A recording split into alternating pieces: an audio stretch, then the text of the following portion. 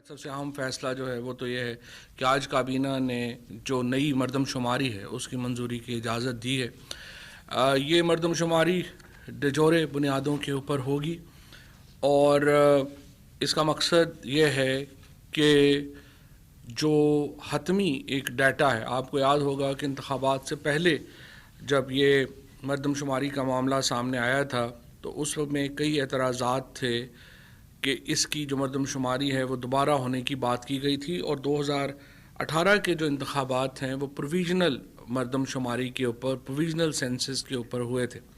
اس کے بعد اس کی مختلف کابینہ میٹنگز میں یہ معاملہ زیر بحث آیا، پھر اس کا طریقہ کار طے کیا گیا اور یہ بات سامنے آئی کہ اب اگلا جو مردم شماری ہے اس کو کس بنیادوں کے اوپر کرایا جانا چاہیے۔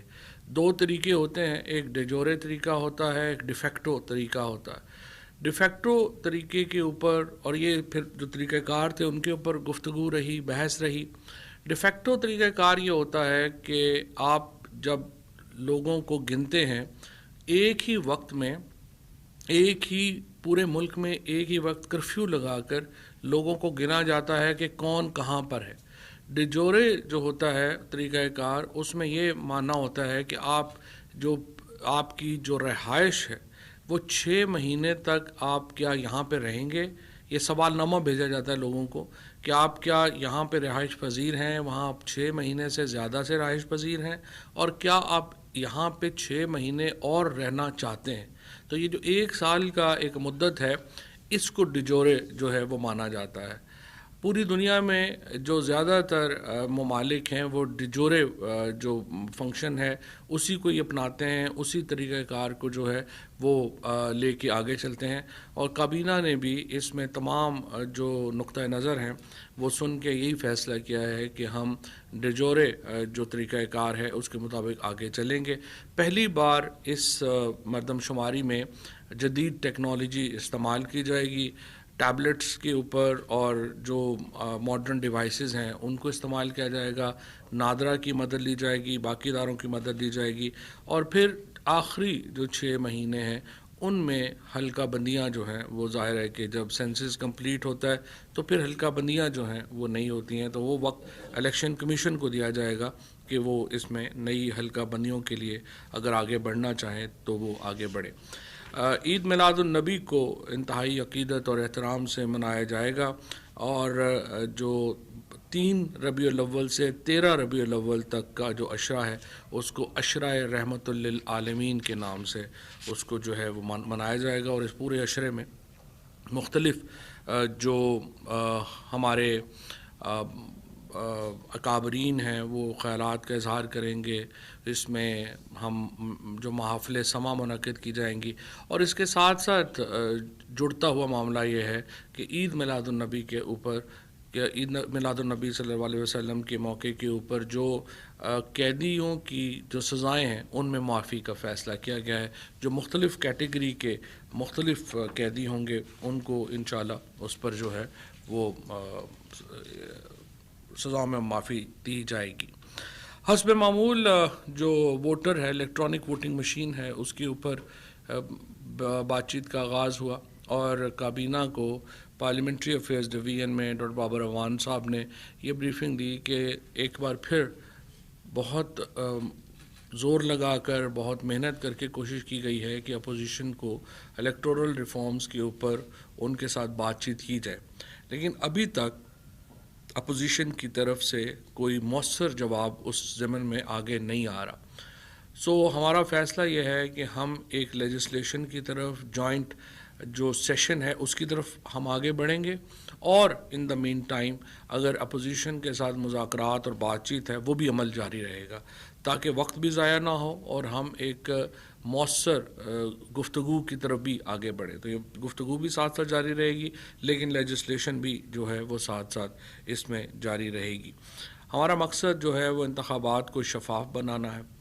دیکھیے ہمارا موقف کیا ہے؟ موقف ہمارا یہ ہے کہ یا تو ہمارا کنسنسس ہو کہ موجودہ جو انتخابی نظام ہے اس میں کوئی خامی نہیں اور ہمیں کسی قسم کی اس میں ضرورت نہیں ہے تبدیلی کی، لیکن اگر ہم تمام لوگوں کا یہ کنسنسس ہے کہ اس میں تبدیلی کی ضرورت ہے، اصلاحات کی ضرورت ہے، تو پھر ظاہر ہے کہ ہمیں اس پہ آگے بڑھنا چاہیے اور اصلاحات کی طرف جو ہے وہ ہمیں آگے جانا چاہیے.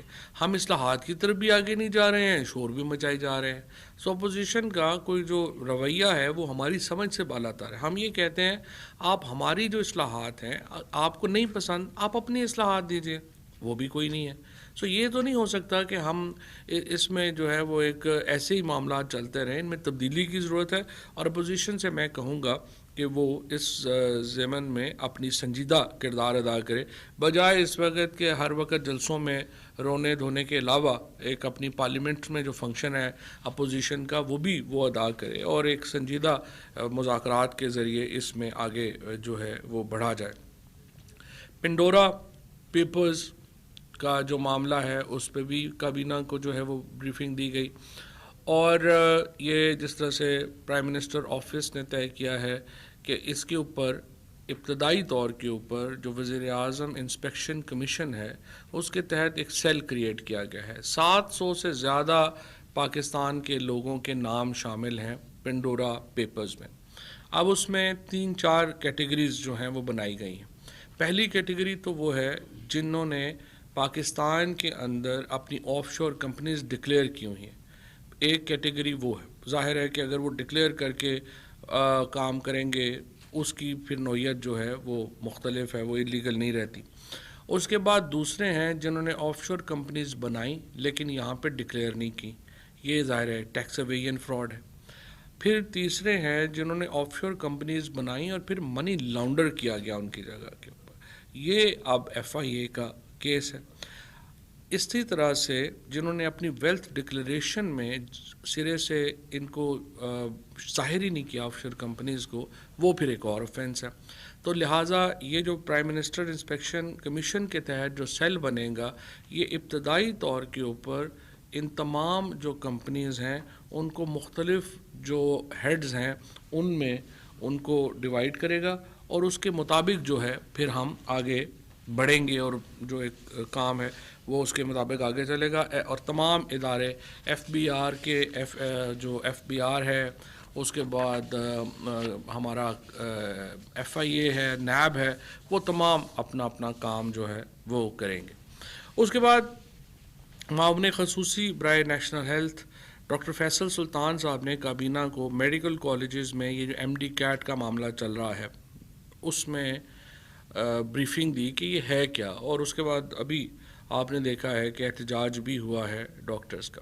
اس معاملے کے اوپر میں تھوڑا آپ کو بتانا چاہتا ہوں کہ یہ کیا معاملہ ہے. پہلی بات یہ ہے کہ ڈاکٹرز ایک ایسا سمجھیے کہ پروفیشن ہے جس میں ہم یہ افورڈ نہیں کر سکتے کہ ہم کوئی رسک لیں. کوئی بھی شخص پاکستان میں یہ نہیں چاہے گا کہ اس کا جو ڈاکٹر ہے وہ ایک ایسا شخص بن جائے جس کو اپنے پروفیشن کا علم ہی نہ ہو. لہٰذا جو سٹینڈرڈز ہیں ڈاکٹری کی ڈگری کے وہ بڑے ہائی ہونے چاہیے. PMDC بنا تھا 1960 کی دہائی میں. اس وقت یہ تھا کہ بڑے کم میڈیکل کالجز تھے پاکستان میں، اور PMDC کا سٹرکچر یہ تھا کہ ہر میڈیکل کالج جو ہے وہ اپنا ایک نمائندہ PMDC میں بھیجتا تھا. جب وقت ہوا اور یہاں پہ 80-90 کالجز بن گئے، میڈیکل کالجز بن گئے، اب 80-90 کالجز کو تو PMDC کے لیے ممکن نہیں تھا کہ وہ تمام ریپرزنٹیٹیو کو جو ہے وہ شامل کرتا، لہٰذا انہوں نے کمیٹیز بنانا شروع کر دیں. کمیٹیز میں کیا ہوا کہ جو پرائیویٹ کالجز کے لوگ تھے انہوں نے ریگولیٹر کو کیپچر کر لیا، اور تمام ہمارے ہاں میڈیکل ایجوکیشن جو ہے وہ بری طرح ڈیٹیریٹ ہوئی. اتنی بری طرح ڈیٹیریٹ ہوئی کہ پاکستان کی جو ڈاکٹرز ہیں جن کو پوری دنیا میں بہت عزت اور احترام سے جانا جاتا تھا، سمجھا جاتا تھا، یہ حالت ہوگی کہ کچھ ملکوں نے ہماری ڈگریز ہی ماننے سے انکار کر دیا. لہٰذا اس سلسلے کو سنبھالا جانا ضروری تھا. اب یہ جو نیا MD CAT کا جو فارمولا لگایا گیا ہے یا جو پرنسپل کیا گیا ہے یہ کیا ہے؟ یہ ایگزیکٹلی وہی ہے جو پوری دنیا میں جو بڑے ملک ہیں ان میں یہ چل رہا ہے، چاہے امریکہ ہو، چاہے برطانیہ ہو، چاہے باقی ممالک ہوں. ان میں جو ٹاپ برینز ہیں آپ کے وہ اکٹھے ہوتے ہیں، وہ ایک ٹیسٹ دیتے ہیں، اور ان ٹیسٹ کے جو ٹاپرز ہیں وہ ایلیجبل ہو جاتے ہیں آگے میڈیکل کے ایگزام میں بیٹھنے کے لیے. اب وہ ایگزام جو ہے یہ 100% ٹیبلٹ کے اوپر ہو رہا ہے, اس میں کوئی پیپر شامل نہیں ہے. ایک پیپر اچھا اب یہ چونکہ ہمارے پاس اتنی ٹیبلٹس اور اتنا انفراسٹرکچر نہیں ہے کہ ایک دن میں ایگزام لیں, لہٰذا یہ 30 دن کے اوپر اسکیٹرڈ ہے. ایک پیپر جو پہلے آتا ہے وہ دوسری دفعہ نہیں آتا, مختلف ایک شفلر ایک سافٹ ویئر لگایا جاتا ہے جو کسی بھی شخص کو پتہ نہیں ہوتا کہ کس جگہ کے اوپر کیا پیپر آئے گا, وہ پیپر جو ہے وہ آ جاتا ہے. اب 2 لاکھ لوگ جو ہیں وہ اس ایگزام میں 2 لاکھ بچے جو ہیں وہ اپیئر ہوئے. ٹوٹل جو سیٹیں ہیں وہ 20,000 ہیں. تو ان میں سے 50 60 ہزار 40 ہزار 45 ہزار 50 ہزار بچے جو ہیں وہ پاس ہوں گے. ان میں بھی جو داخلہ ملنا ہے وہ صرف 20,000 بچوں کو ملنا ہے. تو اس سے آپ اندازہ لگا سکتے ہیں کہ ہمارے کمپٹیشنز کتنے بڑھ گئے ہیں, اور اس کے نتیجے میں ہماری جو ڈاکٹری کے سٹینڈرڈز ہیں وہ کتنے بڑھ جائیں گے. اب دوسرا معاملہ ہے, یہ جو بھی احتجاج ہوا ہے یہ ایگزٹ کے اوپر ایک ایگزام متعارف کرایا گیا ہے. جیسے جو وکیل ہیں وہ جب LLB کرتے ہیں اور بار کونسل میں ایگزام دیتے ہیں تو ان کو ایک ایگزام دینا پڑتا ہے لائسنسنگ کا. یہاں پہ یہ کیا ہے کہ جب آپ MBBS کی ڈگری لے لیں گے تو آپ کا ایک ٹیسٹ ہوگا جو کہ آپ کو کوالیفائی کرے گا کہ آپ ڈاکٹری کے لیے فٹ ہے یا نہیں. وہ آپ نے ایگزام جو ہے وہ کیا ہے, اور یہ ایگزام اتنا سخت نہیں ہے. پچھلی سال جو ایگزام ہوا ہے اس میں 85% ڈاکٹرز جو ہیں وہ انہوں نے یہ ایگزام کلیئر کیا. اب یہی ایگزام پوری دنیا میں, امریکہ میں, برطانیہ میں, ہر جگہ پہ یہ ایگزام ہو رہا ہے. یہ احتجاج کرنا کہ ہماری فٹنس ہی چیک نہ ہو اور ہم ڈاکٹر بن جائیں, میرے خیال میں تو یہ بڑا ایک عجیب و غریب مطالبہ ہے.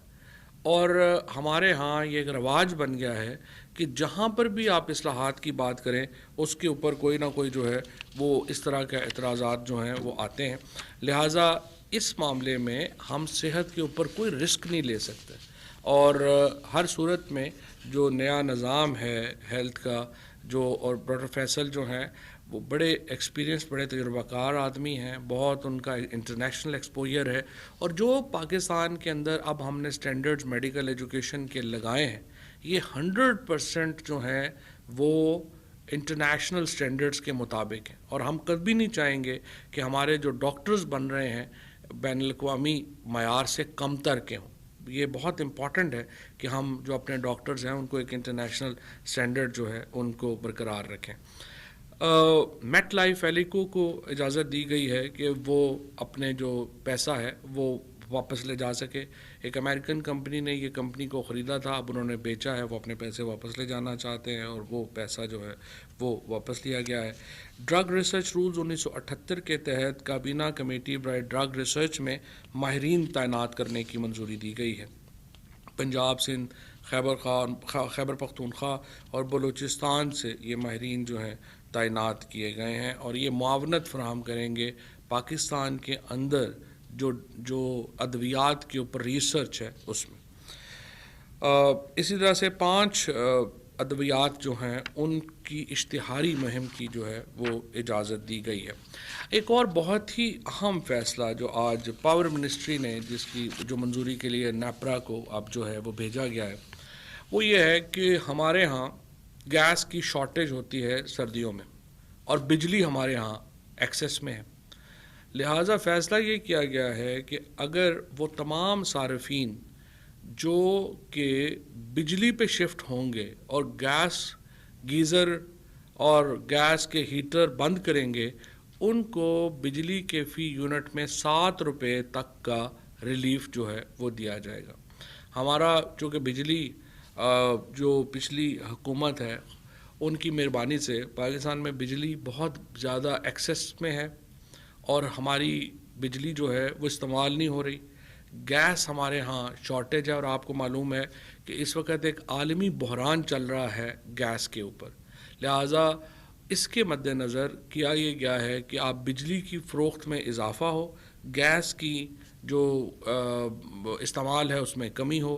لہٰذا 7 روپے تک کا ریلیف جو ہے وہ ایک فارمولے کے تحت جو ہے وہ دیا جائے گا صارفین کو جو زیادہ بجلی استعمال کریں گے سردیوں میں اور کم گیس استعمال کریں گے۔ اسی طرح سے جو کیبنٹ کمیٹی کے فیصلے ہیں ای سی سی کے، ان کو 30 ستمبر 2021 کے اجلاس میں لیے گئے فیصلوں کی جو ہے وہ توثیق کی گئی ہے۔ اس میں آپ کو یہ بتا دوں کہ جو ہمارا امپورٹنٹ اس وقت جو اچھی خبر ہے وہ یہ ہے کہ پاکستان میں اس وقت گندم، گنا، یہ چاول اور مکئی، یہ فصلیں پہلے بھی جو تھیں وہ ایک بمپر کراپ پہ تھیں، اور اس سال پھر انشاءاللہ امید ہے کہ یہ چاروں فصلیں جو ہیں وہ بمپر کراپ کے اوپر جو ہے وہ اس وقت کھڑی ہیں۔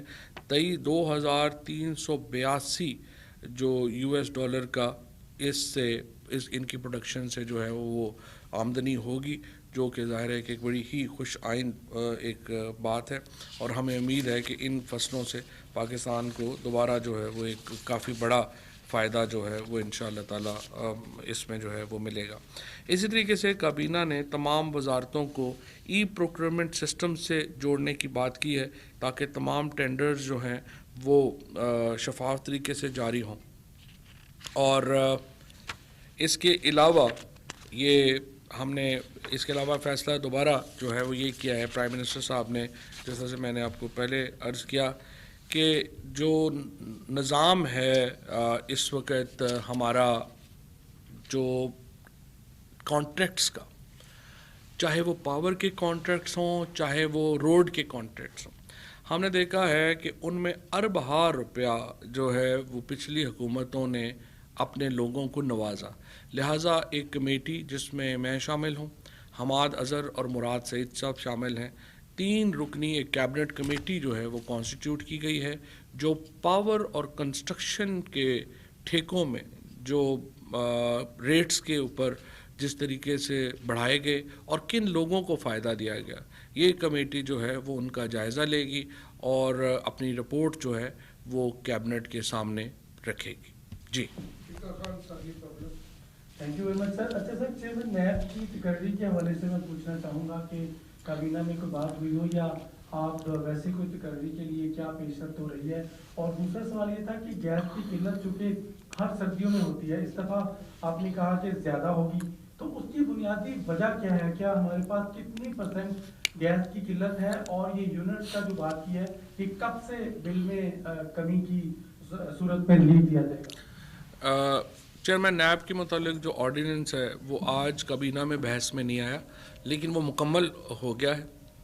دیکھیں، میں سمجھتا ہوں، ابھی بھی میں سمجھتا ہوں کہ اپوزیشن کو اپنا لیڈر آف اپوزیشن تبدیل کرنا چاہیے تاکہ ہم نیب کے چیئرمین کے اوپر کنسلٹیشن کر سکیں، لیکن چونکہ اپوزیشن نے ابھی تک اس ضمن میں کوئی قدم نہیں اٹھایا، اور وزیر اعظم صاحب بڑی واضح طور پہ یہ بات کہہ چکے ہیں، شہباز شریف خود جو ہے وہ ملزم ہے نیب کے، اور یہ شہباز شریف سے پوچھ کے اگلا چیئرمین لگانا ایسا ہی ہوگا کہ ہم چور سے پوچھیں کہ آپ بتائیے آپ کا تفتیشی کون ہوگا۔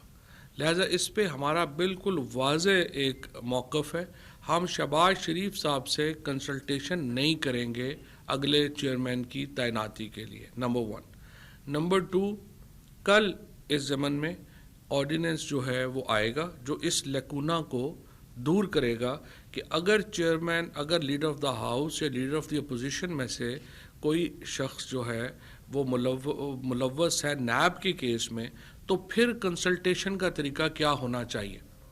تو کل ہم اس کو جو ہے وہ انشاءاللہ تعالیٰ آرڈیننس جو ہے وہ لے کے آئیں گے، جس سے یہ جو کنسلٹیشن کے اوپر ایک لیگل لکونہ پیدا ہوا ہے اس سے نبٹ سکیں۔ لیکن اس سے بہتر ہوتا کہ opposition, leader of the opposition کو بدل لیتی اور ہم ایک ایسے آدمی سے کنسلٹیشن کرتے جس کے اوپر کوئی الزامات نہیں ہیں منی لانڈرنگ کے، پیسوں کو باہر بھیجنے کے اور کمیشن کھانے کے۔ لیکن انفارچونیٹلی یا شاید اپوزیشن کے پاس ایسا بندہ بھی کوئی نہیں ہے ویسے فرنٹ روز میں، الحمدللہ سارے ہی اسی طرح کے کارناموں میں ملوث ہے، لیکن بہرحال کوشش کرتے کہ جونیئر ممبر کو لے آتے سامنے۔ اور دوسرا سوال آپ کا تھا بجلی کے نرخوں کا اوپر اور گیس کے اوپر۔ گیس کی جو اس وقت سچویشن ہے وہ بالکل صحیح ہے، کوئی پرابلم نہیں ہے، اور آئندہ بھی ہمارا پرابلم ہے اس کی قیمت۔ اس وقت گیس کی قیمتوں میں عالمی منڈی میں بہت زیادہ اضافہ ہو چکا ہے، اور ہمارا آپ دیکھ رہے ہیں کہ ٹریڈ ڈیفیسٹ بہت بڑھ رہا ہے، کیونکہ ہمیں تیل اور گیس کی قیمتوں میں عالمی منڈی میں بہت اضافہ ہوا ہے۔ اور ہم یہ چاہتے ہیں کہ ابھی چونکہ بجلی جو ہے وہ ہمارے پاس وافر ہے، لوگ بجلی استعمال کریں، گیس کو کم استعمال کریں، تو یہ نیپرا کے پاس بھیج دیا ہے۔ انشاءاللہ جو ہی ڈیٹس وہاں سے آئے گا ڈیٹس اناؤنس ہو جائیں گی، لیکن یہ سردیوں میں ظاہر ہے اس کا اطلاق ہوگا، اگر یہ صرف سردیوں کے لیے ہی یہ فارمولا ہوگا۔ جی ظاہر سر، سینسس کے حوالے سے آپ نے جو کہا کہ فیصلہ کیا گیا، ٹائم فریم کے حوالے سے اگر دیکھا جائے تو بہت مشکل ہے کہ 2 سال میں حلقہ بندیاں اور یہ چیزیں ہوں، تو کیا انٹرم سیٹ اپ پھر اگلا الیکشن ہوگا، یا قانون کیا کہتا ہے کہ آپ کی حکومت ہی کیری آن کرے گی؟ یہ تو تھوڑا سا واضح کر دیں کہ اگر ٹائم کے اوپر 5 سال پورے ہوتے ہیں آپ کے ٹینور کے، اور نہیں اگر سکسیس ہوتے ہیں، اور آگے کیسے کیا قانون کیا کہتا ہے؟ دیکھیں، اگر پیورلی اگر آپ قانون کے اوپر جائیں تو ابھی تو جو سینسز ہے وہ اسی کے مطابق چلا جو ہے وہ، اور انتہائی ناگہانی حالات میں آپ 1 سال ایکسٹینڈ کر سکتے ہیں حکومت کا ٹینیور، اور جب اگر کوئی ایسا جو ہے وہ پرابلم ہو جس کا کوئی کانسٹیٹیوشنل سلوشن جو ہے وہ آپ کے سامنے نہ آیا ہو۔ تیسری بات یہ ہے کہ یہ جو ابھی تک جو معاملات چل رہے ہیں ہمارے، اس میں جو سینسز کا جو تمام انتظامات ہیں، اتھارٹیز یہ کہہ رہی ہیں کہ وہ 2 سال میں مکمل کر لیں گی، تو ہمیں کوئی وجہ نہیں ہے کہ ان کی ہم انٹینشن جو ہے وہ اس کو ہم ڈاؤٹ کریں۔ سر، مہنگائی کے حوالے سے عالمی منڈی کی چیزیں تو سمجھ میں آتی ہیں، گیس کی بھی آپ نے بات کی۔ ابھی 30 ستمبر کو پرائم منسٹر نے، آپ نے خود ہی ہمیں بتایا تھا کہ LPG کی قیمتیں کم کرنے کے حوالے سے پلان ورک آؤٹ کرنے کی بات کی تھی۔ اس ٹائم سلنڈر 1600 روپے کا تھا، اور اس بیان کے بعد اب یہ 2200-2250 روپے کا ہو گیا ہے۔ اب ظاہر ہے اس میں عالمی منڈی کی قیمتیں بھی ہوتی ہیں، لیکن مہنگائی ایک بڑا مسئلہ ہے سر۔ آپ نے بمپر کراپس کی بات کی کہ گنا بھی زیادہ ہوا، ویٹ بھی زیادہ ہوئی، لیکن اس کے باوجود قیمتیں کم نہیں ہوئی۔ سر، یہ جو اعداد و شمار وزیر اعظم کو پیش کیے جاتے ہیں افسران کی طرف سے، یہ میڈیا کے ساتھ بھی شیئر کر لیے جانے چاہیے، تاکہ جو ایکچوئل گراؤنڈ ریئلٹیز کیا ہے اور جو وزیر اعظم کے سامنے رپورٹ پیش کی جاتی ہے، تاکہ اس کا پتہ تو چلے۔ یہ کیا ان کو کوئی گمراہ تو نہیں کیا جاتا؟ ایسی کوئی سچویشن تو نہیں ہے؟ دیکھیں عمران صاحب، پہلی بات تو یہ ہے کہ LPG بھی دوبارہ پاکستان میں تو نہیں ہے نا، یہ تو گیس ہی ہے جو آپ باہر سے منگواتے ہیں، لیکوڈ پیٹرولیم گیس ہے اور ہماری نیچرل گیس ہے۔ اب وہ گیس بھی باہر سے ہی آتی ہے، اور اس کی قیمت میں بھی آپ دیکھیں گے بہت بے پناہ اضافہ ہوا ہے۔ دوسری بات یہ ہے کہ جو عالمی منڈیوں کے ریٹس جو ہیں وہ وزیر اعظم کو پیش کیے تو جاتے ہیں، لیکن وہ تو کوئی بھی بندہ جا کے انٹرنیٹ کے اوپر دیکھ سکتا ہے کہ عالمی منڈی میں کیا ریٹ ہے۔ اگر آپ دیکھیں گے فار ایگزامپل، اگر گھی مہنگا ہو رہا ہے تو آپ ابھی جا کے دیکھ لیں کہ پوم آئل 2018 میں کتنے کا مل رہا تھا۔ اس وقت وہ مل رہا تھا کوئی $550 کا میٹرک ٹن، اس وقت مل رہا ہے کوئی $1200 کا میٹرک ٹن۔ تو آپ اندازہ لگا لیں کہ اگر عالمی منڈی میں پوم آئل کی قیمت $518 سے بڑھ کے $1200 پہ چلی گئی ہے، تو وہ تو آپ کے سامنے ہے۔ اسی طریقے سے باقی جو ساری چیزیں ہیں، کموڈٹی پرائسز تو ساری جو ہیں اویلیبل ہیں۔ اب دوسرا جو آپ کہہ رہے ہیں کہ اس کو ایک کمپریہنسو گراف کی صورت میں جاری کرنا چاہیے، یہ بہت میں آپ سے ایگری کرتا ہوں، اور خود PM صاحب نے بھی آج فائنانس منسٹر صاحب کو یہی کہا ہے کہ دنیا میں یہ جو ایک کمپیریزن جو ہے دنیا میں اور یہاں پہ، وہ لوگوں کو بھی پتہ ہونا چاہیے کہ اس وقت انٹرنیشنل مارکیٹس کیا چل رہی ہیں اور کیسے انٹرنیشنل پرائسز میں جو جمپ ہے وہ آیا ہے۔ اور آلموسٹ پرابلم پاکستان میں یہ ہے نا کہ دیکھیں ہمارا دالیں ہیں، اب دالیں ہم 60% دالیں کہاں سے منگا رہے ہیں؟ ہم تو نیوزی لینڈ اور آسٹریلیا سے منگا رہے ہیں۔ اور دوسرا پھر اگر ویٹ جو ہے وہ ہم بمپر کراپ بڑھ رہی ہے ہماری، تو پھر ہماری پاپولیشن بھی ہر سال اس طریقے سے بڑھتی ہے۔ یہ ساری چیزیں آپس میں جڑی ہوئی ہیں، ایک سرکل میں ہیں، لیکن انشاءاللہ یہ جس طریقے سے ابھی حالات جا رہے ہیں، ہماری ایکسپورٹس میں جو اضافہ ہوا نظر آ رہا ہے، جس طریقے سے ایک ہماری لارج اسکیل مینوفیکچرنگ میں اضافہ نظر آ رہا ہے، یہ چیزیں انشاءاللہ مستحکم ہو جائیں گی، اور جلدی یہ مہنگائی کے اثرات بھی کم ہونا شروع ہو جائیں گے۔ اور اس میں ایک اور بھی میں آپ کو بتاؤں کہ کچھ چیزیں ہیں فار ایگزامپل جو ٹیمپریری ہیں، فار ایگزامپل ڈالر کا ریٹ اگر اوپر جا رہا ہے تو اب ویکسین ابھی اس سال ہمیں منگوانی پڑی ہے، تقریباً $1.1 بلین کی ویکسین جو ہے وہ پاکستان نے منگوائی ہے. تو یہ جو آپ سمجھیے کہ جو اخراجات ہیں یہ چونکہ جب ختم ہو جائیں گے تو پھر $1 سے بھی پریشر جو ہے وہ ہٹ جائے گا. نسیم صدیقی صاحب آپ تک سر نیب چیئرمین کے حوالے سے سوال ہے کہ جب تک نیب چیئرمین جو ہے وہ منتخب نہیں ہو جاتا اس وقت تک موجودہ چیئرمین نیب کی کیا پوزیشن ہوگی، یہ کنٹینیو کر سکتے ہیں؟ قانون اس کے بارے میں کیا کہتا ہے؟ اسی لیے کل جو آرڈیننس آئے گا وہ اسی طرح کی جو قانونی سمجھیے کہ لیکوناز ہیں، جو قانون میں خلا ہے، ان کو پر کرنے کے لیے یہ آرڈیننس لایا جا رہا ہے. فیض صاحب یہ واضح کر دیں کہ یہ صرف لیکونا دور کرے گا یا کہ موجودہ چیئرمین نیب کو تحصیل بھی اسی آرڈیننس میں دی جائے گی؟ اور دوسرا آپ نے کہا کہ وزیر اعظم انسپیکشن کمیشن کے ذریعے تحقیقات کی جائیں گی. پنڈورا کی ماضی میں ایک JIT بنی تھی جس میں انٹیلیجنس ادارے کے شامل تھے. کیا آپ سمجھتے ہیں کہ اپوزیشن اور دیگر جو عوام ہیں وہ اس انسپیکشن کمیشن کی تحقیقات سے اس حوالے سے مطمئن ہوں گے؟ اور کیا حکومت کی جو شخصیات ملوث ہیں ان کو کام روکے بغیر تحقیقات کا حصہ بنایا جائے گا؟ دیکھیے یہ بھی جو کمیشن بن رہا ہے یہ تو یہ دیکھ رہا ہے نا کہ کتنوں جو 700، پہلی بات تو یہ ہے کہ 700 لوگوں کی لسٹ ہے. بار بار ٹیلی ویژن کے اوپر میں دیکھ رہا ہوں کہ جو شوکت ترین صاحب یا خسرو بختیار صاحب کی تصویریں آ رہی ہیں، میڈیا مالکان اپنی تصویریں تو نہیں دے رہے. تو سوال یہ پیدا ہوتا ہے کہ جو پولیٹیشنز ہیں ان کی تصویریں تو بار بار آئیں، تو سارے بڑے میڈیا مالکان کی خود آف شور کمپنیز ہیں، ان کا بھی تو پتہ کرنا چاہیے نا کہ وہ ڈکلیئرڈ تھیں نہیں ڈکلیئرڈ تھیں اور کیسے وہ ہوا اور وہ پیسے کہاں سے آ رہے تھے. سو سلیکٹیو جو کیمپینز ہیں وہ تو مناسب نہیں ہیں. اور میرے خیال میں جو اس وقت سچویشن ہے وہ پرائم منسٹر انسپیکشن کمیشن نے پہلے یہ جائزہ لینا ہے کہ کس کس کی آف شور کمپنی لیگل ہے، کس کس کی آف شور کمپنی لیگل نہیں ہے. اور جو ہی اگر وہ اس معاملے پہ پہنچیں گے کہ لیگل نہیں ہے پھر اس کے اوپر جو ہے وہ تحقیقات جو ہے اس کو جو کرمنل انویسٹیگیشنز جن کی بنتی ہیں یا ٹیکسیشن انویسٹیگیشنز بنتی ہیں وہ اس کے مطابق آگے چلیں گے. سر دو چھوٹے چھوٹے سوال ہیں. پہلا تو یہ کہ مردم شماری کے حوالے سے پچھلی کی MKM کے بڑے شدید قسم کے تحفظات تھے اور جو حکومت کا حصہ رہتے ہوئے انہوں نے مختلف کیبنٹ میٹنگ میں بھی اٹھائے، آیا وہ تمام تحفظات نئے اس میں دور کر دیے گئے ہیں؟ پہلا یہ.